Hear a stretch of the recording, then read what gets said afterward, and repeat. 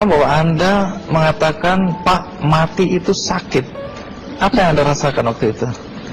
Rasa dada sesak, sakitnya tuh seperti ditusuk pedang, terus seperti kulit binatang Dikuliti gitu? dikuliti hidup-hidup. Sakit sekali waktu itu Sakit rasanya? sekali. Terus di dada saya terasa sesak. Setelah itu paman saya mengajar saya mengucap kalimat thayyibah, terus mengucap doa 5 syahadat, asyhadu an la ilaha illallah wa asyhadu anna muhammadar rasulullah. Apa betul waktu roh Anda itu dicabut dari kaki gitu, Iya. Anda bisa melihat jasad Anda? Sempat saya melihat jasad saya pada waktu itu, tapi sebentar. Setelah itu saya dibawa pergi oleh 2 orang malaikat ini. Oh. Dan pada waktu itu saya ingin ketemu sama ayah saya. Kebetulan ayah saya sudah meninggal. Dan suatu ayah saya meninggal, dia berusia 55 tahun. Setelah saya ketemu di sana, dia tuh berusia muda. Kok muda? Berusia 17 sampai 20 saya perkira. Anda sempat ngobrol dengan ayah? Sempat. Apa yang Anda sampaikan? Waktu itu ayah nangis. Ayah saya bilang, kenapa kamu kesini nak? Pulanglah, di rumah tidak ada orang. Kasihan lihat ibumu dan adik-adikmu. Tidak ayah, janjiku sama Allah sudah sampai. Dan pada waktu itu ayah saya menangis.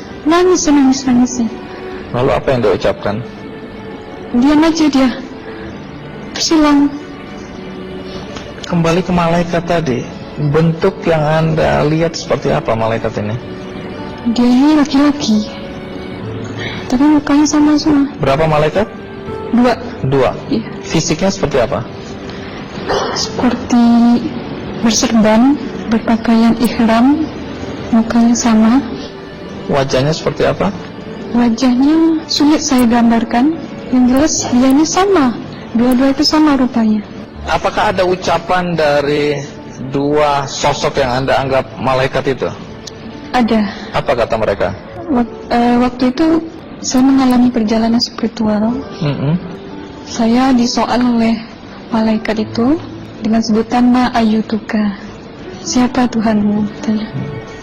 Waktu itu ruh saya menjawab, Tuhanku adalah Allah. Siapa pemimpinmu? Pemimpinku adalah Nabi Muhammad Sallallahu Alaihi Wasallam. Mana kiblatmu? Kiblatku adalah Ka'bah. Siapa kedua orang tuamu? Siapa saudara maramu? Terus saya diperjalankan. Setelah itu kedua orang malaikat ini memimpin tangan saya, tangan kiri saya, membawa saya ke satu tempat, menduduki saya di sebuah kursi. Pada waktu itu kursinya tuh empuk, mungkin 8 busanya ya, cantik. Terus di sana saya duduk. Di sebelah kanan saya ada tiba-tiba berwujud seorang perempuan. Dia mengaku Amal. Kamu siapa? Kata saya. Aku adalah amalmu semasa kamu hidup di atas dunia. Dan selama kamu di sini, saya akan menemanimu sampai yaumul akhir, itu katanya. Dan pada waktu itu saya melihat perempuan-perempuan solehah berpakaian muslimah, berkerudung, mencium pipi kanan, pipi kiri. Mungkin salam perkenalan pertama waktu menduduki di situ. Setelah itu saya dihijrahkan lagi, dibawa oleh 2 orang malaikat ini lagi, melihat dosa-dosa besar ya. Di sana saya diperlihatkan ada seorang laki-laki memikul besi di bahunya. Saya perkirakan besi itu mungkin beratnya tuh berton kali ya. Berat sekali ya? Berat sekali. Terus dia berjalan nggak sampai ke tujuannya. Berlumuran darah nanah, baunya na'udzubillah misalnya. Bajunya tuh sobek-sobek. Waktu itu roh saya disaksikan oleh Amal. Saya tanya kepada Amal, roh tanya sama Amal, wahai amalku, dosa apakah yang manusia ini lakukan sewaktu ia hidup di atas dunia? Amal menjawab pada waktu itu, sewaktu manusia ini di atas dunia, dia ini adalah menyantet orang, meneluh orang. sehingga dia berjalan nggak sampai yaumul akhir katanya. Yang kedua, saya melihat ada seorang laki-laki saling bunuh-membunuh. Sebentar kayak gitu lagi. Sewaktu manusia ini hidup di atas dunia, dia adalah seorang pembunuh, hingga dia tidak mau bertanggung jawab terhadap orang yang dibunuhnya.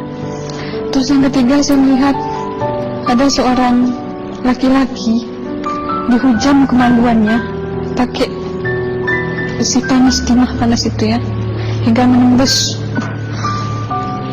Waktu itu roh bilang sama amal, wahai amalku, dosa apakah yang manusia ini hidup di atas dunia? Amal waktu itu menjawab, suatu manusia ini hidup di atas dunia, manusia ini adalah seorang perzina. Setelah itu saya melihat ada seorang laki-laki dihujam kemaluannya pakai besi panas, timah panas itu ya, hingga menembus. Waktu itu roh bilang sama amal, wahai amalku, dosa apakah yang manusia ini hidup di atas dunia? Amal waktu itu menjawab, suatu manusia ini hidup di atas dunia, manusia ini adalah seorang perzina. Setelah itu saya melihat ada seorang laki-laki disebati oleh rotan. Rotannya itu menyebati kulitnya tuh hingga lepas daging sama kulitnya. Itu amal menjawab, suatu manusia ini hidup di atas dunia, dia ini tidak pernah sholat Islam, hingga waktu matinya pun dia tidak mengucap 2 kalimat syahadat. Dan pada waktu itu roh sama amal sempat menghafiz Quran pada waktu itu dengan harapan supaya orang manusia yang Allah siksakan ini bisa terampuni dosanya.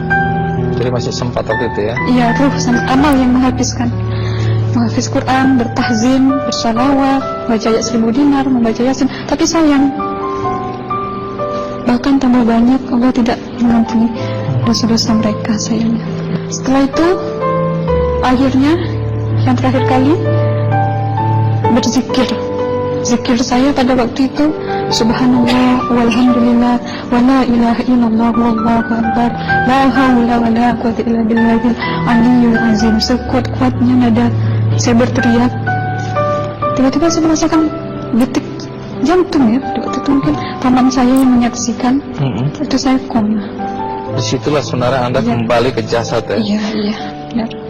Jadi banyak sekali Anda menyaksikan kejadian-kejadian di alam sana ya. Nah, menarik karena waktu kami menghubungin Mbak Aslina, pada dasarnya Mbak Aslina keberatan menceritakan kembali kisahnya. Tapi kalau toh akhirnya Anda mau sampai di sini dan Anda sudah bercerita, apa harapan Anda pada orang-orang yang mendengarkan kisah ini? Ya, harapan saya pertama, ya lebih banyak menyambut puasa ya, lebih banyak mendekat diri aja sama Allah, perbanyakkan amalan soleh, perbanyakkan zikir, perbanyakkan sholawat, baca Quran, dan sebagainya. Itu harapan Anda ya? Iya. Baik, terima kasih Mbak Aslina ya, sudah datang dari Bengkalis untuk menceritakan kisah ini.